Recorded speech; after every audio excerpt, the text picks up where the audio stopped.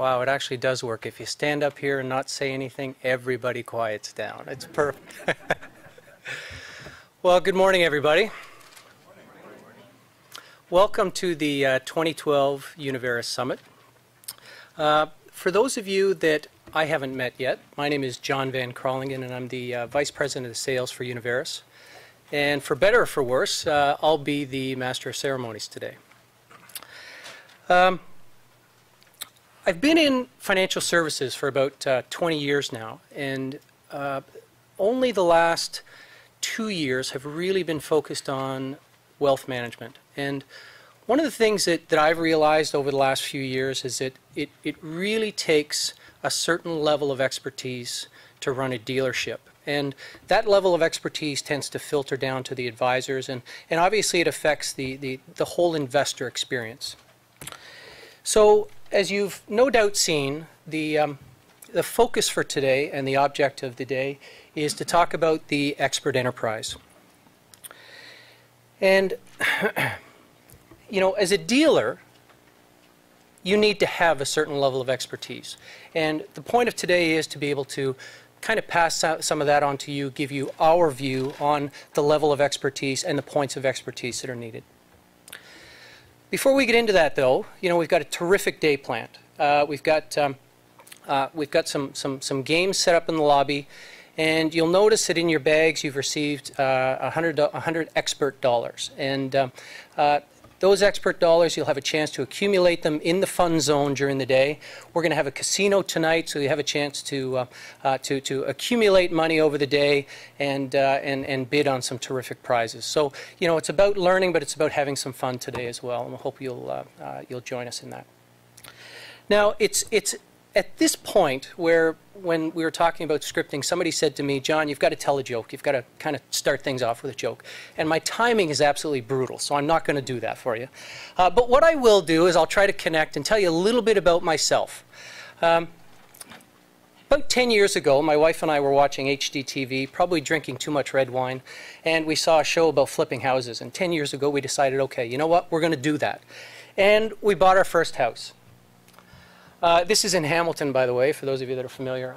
And it needed a lot of work. You know, obviously a lot of landscaping, and after a significant amount of effort, we managed to put in a driveway and clean up the outside. When we got to the inside, you know, you see the before and after shots, the kitchen, a lot of tiling work that needed to be done, painting, cabinetry, you name it. You know what? We did it. We went in pretty significantly, and again, this was our first flip. You always remember your first flip, of course. The upstairs, this is one of the bedrooms, you know, and you can see the significant amount of work that went into it. We put up drywall, you know, you had to do all the finishing. And, you know, I tackled most of that myself and was quite proud of it. We've done a number of them since, but this was the most memorable. And what people constantly ask me is, okay, through this process, what have you learned? Well, what I learned is that you actually need to leave some things to the experts. My electrical skills are not up to par. And so hopefully that kind of tied it all back into what we're doing here today, is make sure you leave, you know, you leave things to the experts. And that's probably the most significant thing that I've learned over the last 10 years of flipping houses, and certainly the last 2 years in wealth management.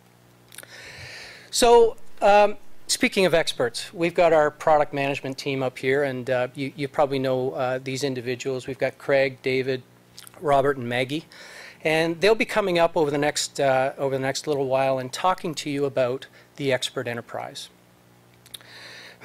So, what is an expert?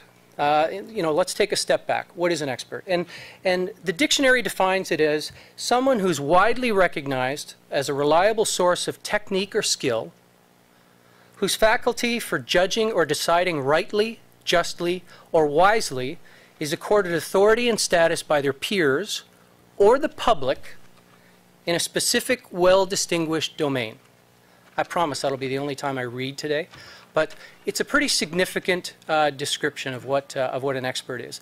And our team of product managers took that information and they tried to disseminate it down to something that we could bring to you today. And what we've done is we've come up with, and after some pretty significant research, 4 characteristics that really make up an expert. First one that we're going to talk about is conversational. So the ability to explain complex matters very simply. Anticipation.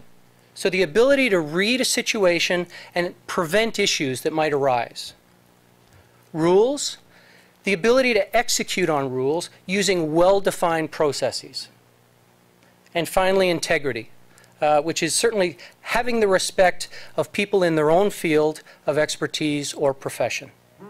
So the day is going to be centered around these particular levels and characteristics of expertise. So the first one I want to start off with is conversation. And for those of you that don't recognize this gentleman, his name is Jay Ingram. He's a host on CBC Radio and has a program on Discovery Channel. And the reason I've got his picture up here is, in my mind, Jay is one of those people who can take very complex information, things like describing a black hole, if you want to get into science, and disseminate it down to, so people at the lowest common denominator, me, can understand. I can never turn around and explain it again, but I seem to get it.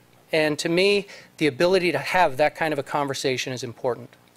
So what I'd like to do first is bring up Craig Allison. Craig is our co-product manager of our front office solution, and Craig is going to talk to you about conversation. Craig?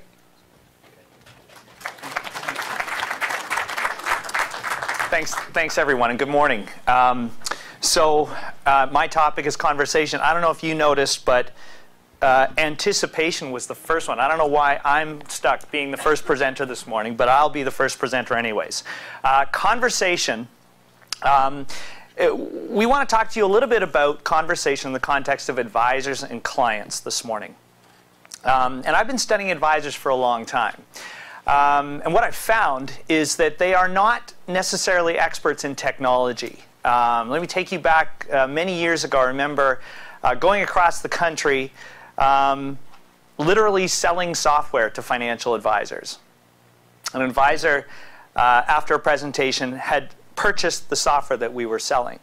And we were selling it with floppy disks. And he walked up to me and he said, "Craig, this looks like great software. I'm going to need to get a computer now." And this is really, this is my life, dealing with advisors. They've not been on the cutting edge of technology. However, one thing I will give to advisors is that they are great with conversations. This is their expertise. And you know something? There's an old adage in sales, and I think it applies to any industry. Before there's people running the systems, before there's people running the operations, HR, before there's events like this, before there's anything, there's a sale. And in our business, before there's a sale, there's a conversation. And we all in this room owe our livelihoods to a large extent to the conversations that take place between advisors and investors. Because you and I both know that there's good advertising and marketing, all kinds of great initiatives we have to grow our business, but it's really about advisors having the courage to step up, meet someone, talk to them about their future, build their trust, and then start to manage the money, and then everything flows from there. And that's how dealers are paid and advisors are paid, and that's how we're paid. So I'm going to talk to you just a little bit about what it is that advisors do. And first of all, as I said, they have the courage to have a conversation with clients, but they also have to have the skill to enable clients to talk to each other. Because if you're managing assets, you have to manage not individual assets, but family assets. There's two authors, Roy Williams and Vic Pracer. They wrote a book called, oh now what is it called? I forget. It's called Estate Planning Success. And they've studied succession plans and estate plans, and they've discovered that 60% of estate plans fail because of a lack of conversation between family members. So advisors, their job is to enable clients to speak to each other. Conversations are fundamental. And what we thought we'd do this morning is, rather than have me ramble on about conversations, is we would hear from some experts. So I'm going to introduce two advisors to you. We recorded a video of them. The first one is Brett Warby. He's with Investment Planning Council, and the second advisor is Deb McCullough, and she's with Investia. And maybe what we'll do is if I can get you guys to play the video, that would be great.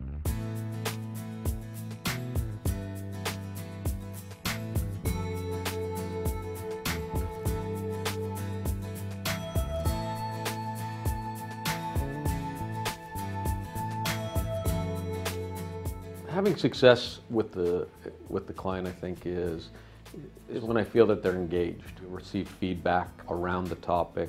We deal with a lot of technical information, asking them open-ended questions that don't really have the opportunity to have a yes or no answer.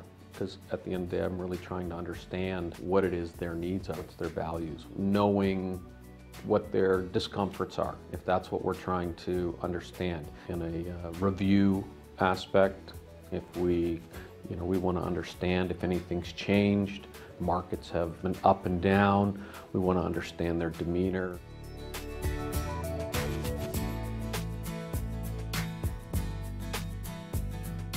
One of the key things is listen. We all want to let people know how smart we are. And a lot of the time, it's that verbal going on about what my qualifications are, and this is what I know. And meanwhile, the client's sitting there going, yeah, what about me? So the biggest thing to be initially is try to do a measure. 20% talk, 80% listen.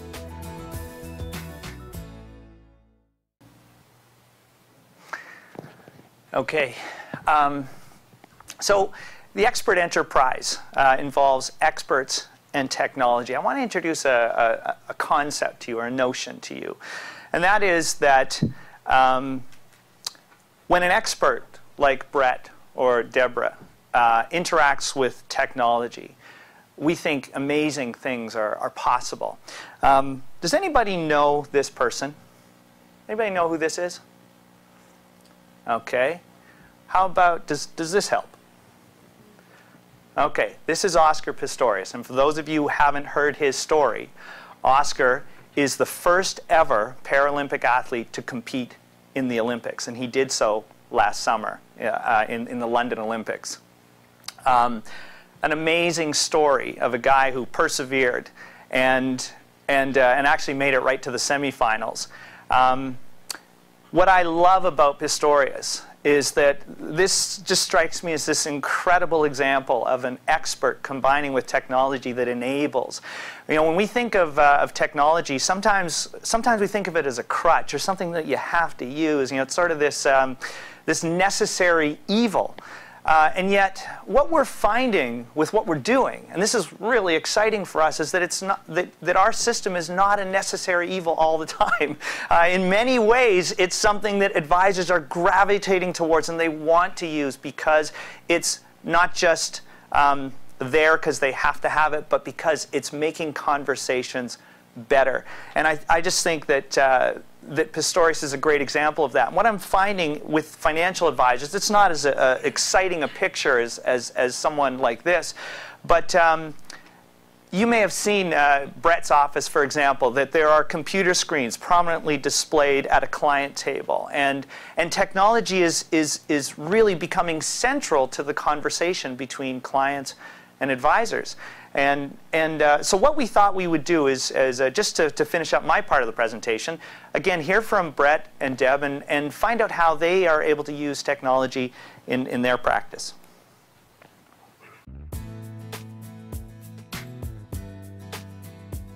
There's only so much time in a conversation. Everybody's time is valuable. An expert system, like you say, takes a huge amount of data points and summarizes it in a succinct way that I can demonstrate empirical evidence to my client that this has been your experience. Individuals' actions are the demise of their performance and of their results. It's the incremental consistency towards walking towards your goal. It's being able to have this information to help them stay on track. Telling is not selling. So show me the results. I can't be expert in financial planning if I don't have a partnership buy-in. The system helps build that trust because it's not just telling, it's showing. It took me 2 days to prepare for a review, to be able to give them the information that I believe that they were looking for. There are certain aspects of portfolio insights that you can do that. You can extract certain pieces that just give you the high level. If I have a client that I know wants to drill down a little bit further, I can provide them with detailed information that takes their portfolio, drills it down, and gives them a better feeling for what it is that we're trying to accomplish and if we're getting where we want to go over time. Okay, thank you, Craig. You know, Craig and I were talking, first of all, I did want to answer your question. We're saving the best for last. That's why, that's why you were invited. You know, Craig and I were talking, and when I saw this video for the first time, our advisor is an old family friend and couldn't turn on a laptop to save his life. Great guy, but it would be nice to have some of that technology. So you know, we've heard about, okay, you have the conversation with somebody, and the next step is anticipation. And for that, you may be asking, well, you know, what's hockey or Wayne Gretzky got to do with anticipation? The truth is, it has absolutely nothing. I'm just dearly missing hockey right now. I'm kidding. I'm kidding. For those of you that are I hate to say it, but old enough to have watched Wayne Gretzky play, one of the things that they kept asking Wayne is, what makes you, you know, truly an expert in hockey, and you know, what has differentiated you? And I think his quote being that, you know, I skate to where the puck is going to be, not to where it has been, is very telling. And you know what? It's what differentiates people in all walks of life. So to talk about anticipation, I'd like to bring up the certainly a better performer than our first one, and the better half of our front office product team, David Lai. David. Thank you. So that would also suggest that I'm third best from that lineup. Okay. So anticipation. I love Oscar Pistorius' story because it's a great story, and it highlights the power of storytelling as a way to share ideas and communicate and spread that expertise. When I think of other great examples of storytelling, one of my favorites is a movie called Memento. It was released back in the year 2000, and it's consistently ranked as one of the best movies of all time on IMDb.com. And you might be wondering why I'm talking about a mystery movie on this topic of anticipation. Well, it's because this isn't a regular mystery movie. In it, the main character suffers a brain injury that prevents him from being able to generate new memories. And so just getting by this condition is difficult, let alone trying to solve a case.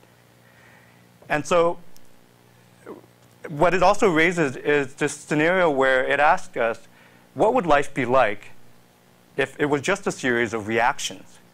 If everything that we did was for the very first time?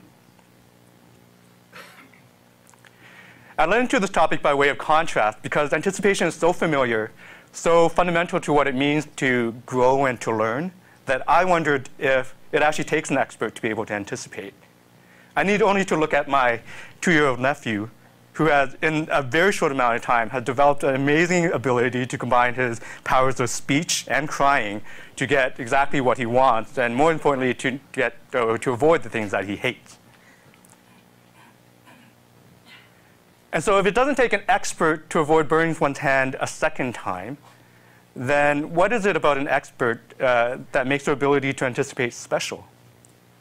To answer that, let's take a second to think of somebody that you know who's an expert, or even among yourself, the enterprise that you represent, the people there as well as your field.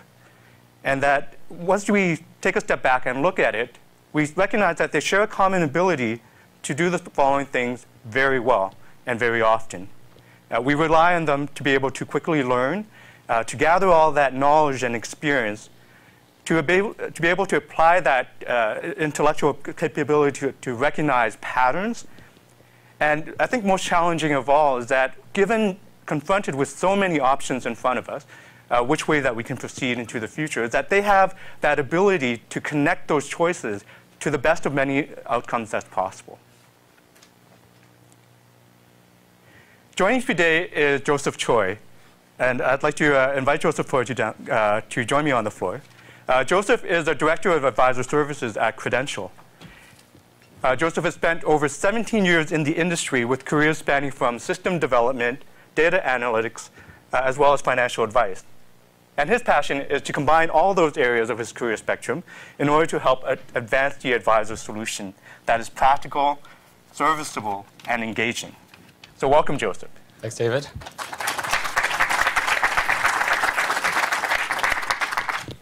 So if you can just share with us briefly, what is this role of Advisor Solutions? Well, I guess when I saw that picture of Wayne Gretzky, I thought he was here, first of all. I was actually quite excited. Almost forgot what I was going to say. But basically, if I was to sum up my role, it is really about looking at whether we actually have the solutions that meets the needs of our clients. And I think we can all ask the same question in our roles as well as in your roles. I think we all want to help our clients. And it's a matter of whether we want to throw darts at solutions or whether we want to engage our clients in making the right solution happen. And so being in this role for about a year, Credential created this role, understanding that there's a lot of needs from our partners. We have about over 200 partners across Canada, 1,700 reps, so it's quite a few people. And they all have different needs, of course. And I think Craig put it politely that not everyone actually understands about technology, or not everyone embraces technology the same way. So we have to understand that part of it first. And of course, part of my role is to really engage those people. Similar to Craig, is really to listen. The active listening part is extremely important. So before you actually do anything first, it's more about what do you need. And sometimes you might think you know what they need, and sometimes you don't. And in a lot of cases, it's a little bit of both. So in our organization, we engage our partners through subcommittees.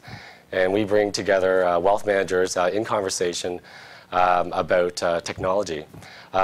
More so about the front-end part of it. That's really my focus.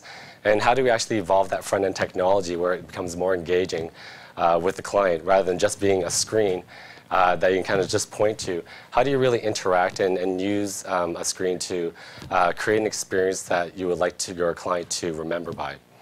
So we just established this back in May, so it's quite early, but we do a monthly call basically with some of our wealth managers just to get some feedback in terms of what we're working on or what we're looking to work on. And so with that planning, it really provides some validation in terms of where we want to go with our partners and create some alignment. Great. Sorry, just in a nutshell, of course. Well, with this deep connection with your advisors, and you emphasize the importance of listening, what are some of the things that you're hearing? What are the challenges or opportunities that you see? I think with opportunities, I would probably bundle it, and it might be a bit of a cliche, but it's probably about change. I think the opportunity to change. And I think, with the economic times that we've experienced over the past 4 years, I think it really has heightened our senses in terms of how we want to deliver the value add to our clients. And it's not just about the current relationship or the products that we sell, but how do we actually engage them to actually show what our true value is to our clients? Because we're being judged by our clients in terms of what we provide. So my belief is that there's a lot of technology solutions that could be created or might be existing now that could be used to actually engage our clients in a different way.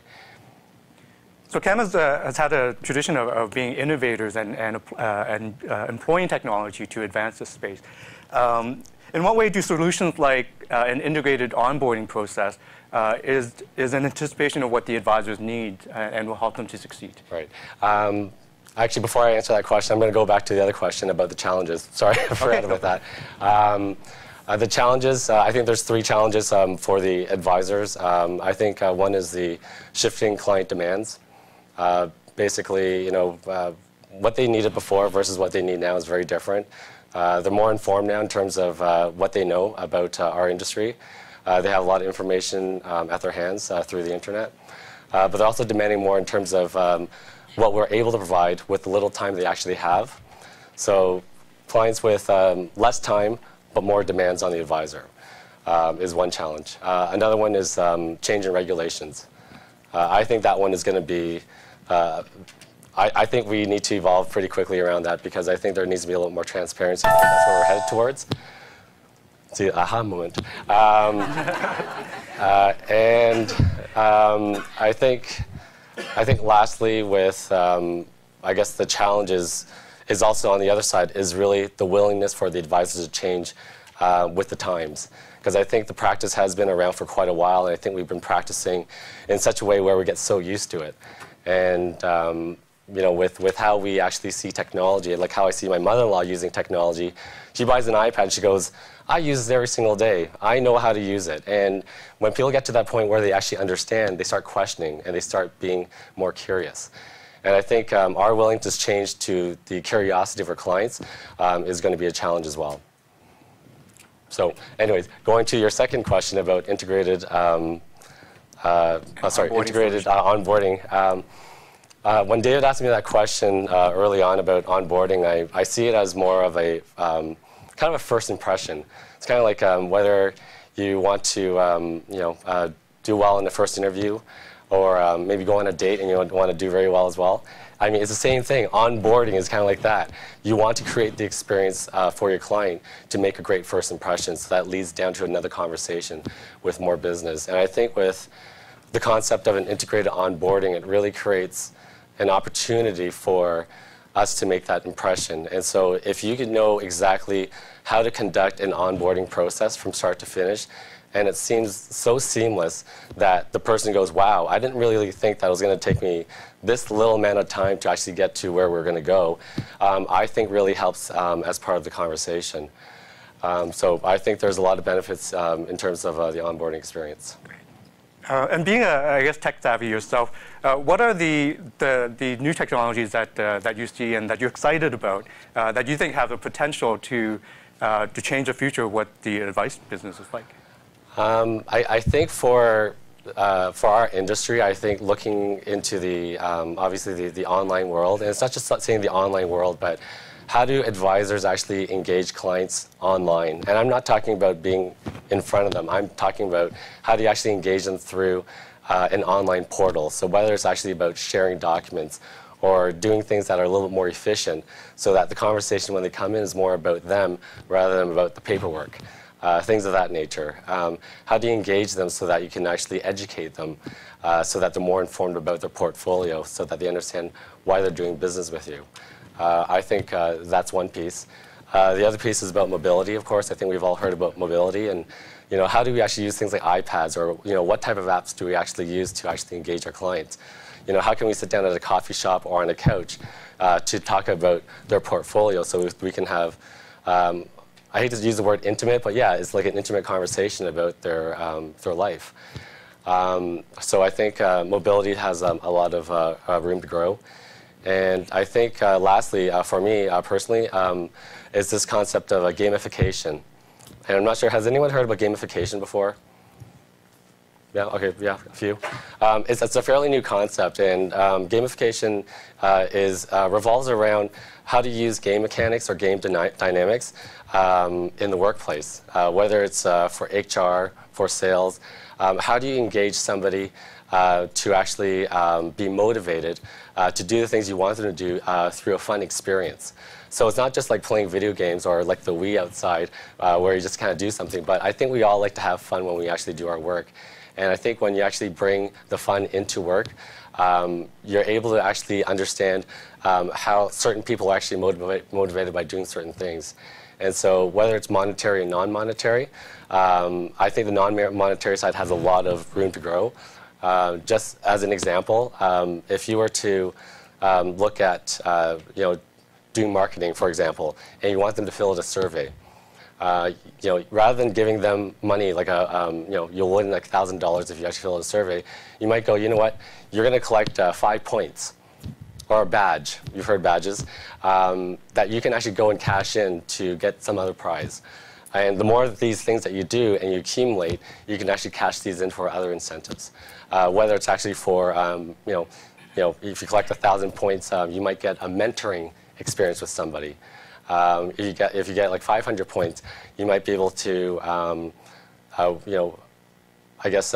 win a day with the president. and sit down and have lunch with them. There's a lot of things you can actually do with gamification that can really incent people to actually move along in the direction that you want them to move into. That's great and exciting types of thoughts and opportunities ahead of us. Thank you, Joseph, for joining us. Thanks.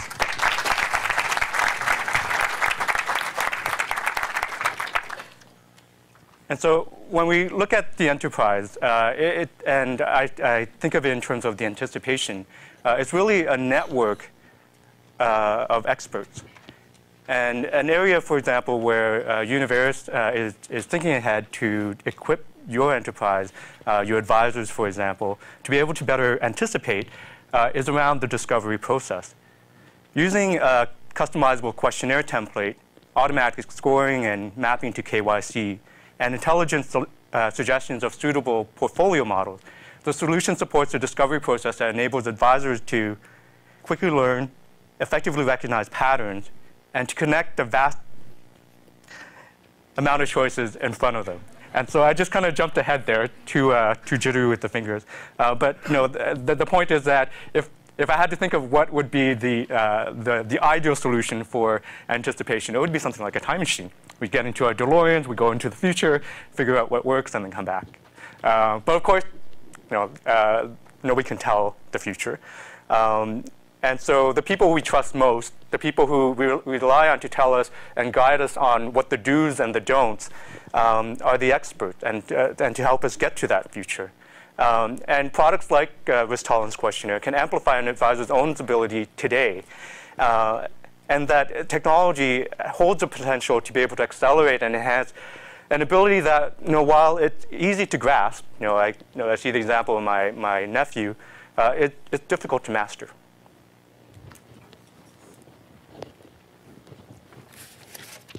Thank you, David.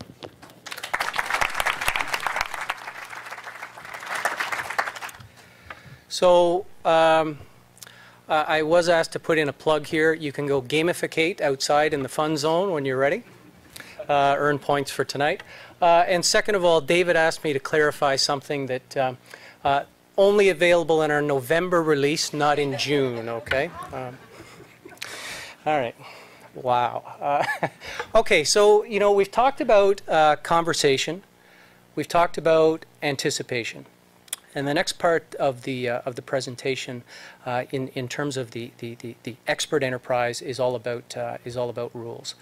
And we thought about what would be an ideal analogy for that, and we came up with a pharmacist. And if you think about a pharmacy, it used to be that you would walk in, you'd hand over your prescription, and they'd hand it to, and they'd give you the prescription, no questions asked. These days, having kids, you go in with a prescription, and the rules that are in place about dispensing drugs are quite significant, and they've come a long way. So we think that that's very similar to what you as dealers are experiencing these days. So to talk about rules, what I'd like to do is ask Robert to come up and give his presentation. Robert?